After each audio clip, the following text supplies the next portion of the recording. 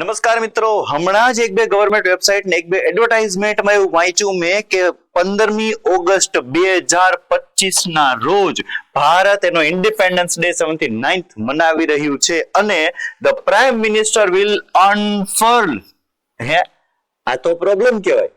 એ લોકોને તો છાપતી વખતે નથી ખબર, પણ આપણને આ વસ્તુની ખબર હોવી જોઈએ. અહીંયા બે અલગ અલગ શબ્દ આવે, અહીંયા બે અલગ અલગ વ્યક્તિઓ આવે. શેની વાત કરી રહ્યો છું એ ઝડપથી અહીંયા આપણે જોઈ લઈએ. તો 15મી ઓગસ્ટ એટલે કે ઇન્ડિપેન્ડન્સ ડે, ભારતનો સ્વતંત્રતા દિવસ છે. આ દિવસે ભારતનો રાષ્ટ્રધ્વજ અહીંયા ચોખવટ કરેલી છે કે એ ઇનિશિયલી પોઝિશન્ડ જે ફ્લેગ પોલ છે, જે ધ્વજારોહણ કરવા માટે જે દંડ છે, જે સ્તંભ છે, એની નીચેની બાજુએ ધ્વજ હોય છે.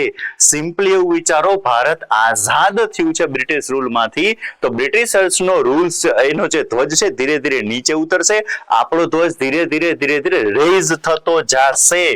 આ એક સિચ્યુએશન છે 15મી ઓગસ્ટની. તો ભારતના વડાપ્રધાન, પ્રાઇમ મિનિસ્ટર ઓફ ઇન્ડિયા ધીરે ધીરે ભારતના રાષ્ટ્રધ્વજને ઉપર બાજુ ધીમે ધીમે લઈ જશે, ત્યાં ધ્વજ ફરકાવવામાં આવશે. આ 15મી ઓગસ્ટે આ ક્રિયાને કહેવાય ફ્લેગ હોઇસ્ટિંગ અથવા તો ફ્લેગ હોસ્ટિંગ. આપણે વચ્ચે આ બોલતા નથી, તો આને ફ્લેગ હોઇસ્ટ કહેવાય.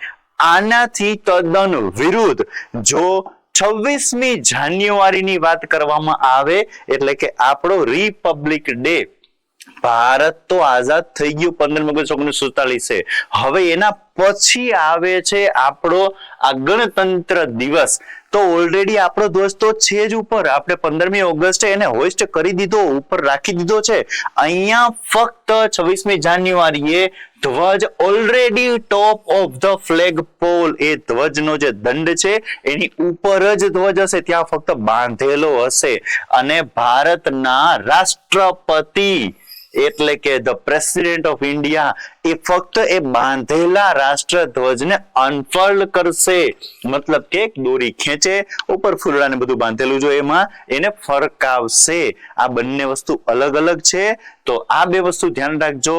આવતીકાલે એટલે કે 15મી ઓગસ્ટ 2025 ભારતનો રાષ્ટ્રધ્વજ અનફર્લ ના થાય, એ થાય હોઇસ્ટ. અને કોના દ્વારા? વડાપ્રધાન દ્વારા. રાષ્ટ્રપતિ 26મી જાન્યુઆરી. બે શબ્દ ધ્વજારોહણ અને બે શબ્દો યાદ રાખજો.